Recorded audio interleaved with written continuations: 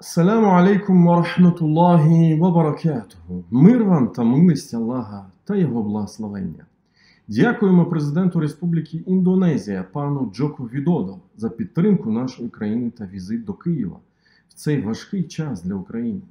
Дякуємо за намір приєднатися до цього вже глобального протистояння добра злу, яке несе в собі Російська Федерація.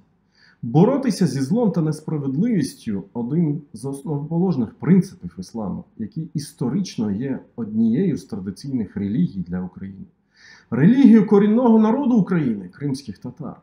Саме Крим став колискою для ісламу як державної релігії Кримського ханства та багатьох народів Європи.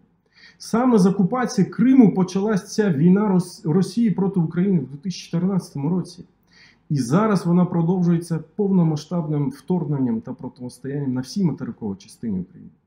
І саме поверненням Криму вона завершиться, іншаллах. Індонезія, як і Україна, пройшла складний шлях боротьби за свою незалежність. І народ Індонезії, як ніхто інший, розуміє складність та цінність цієї боротьби за свободу.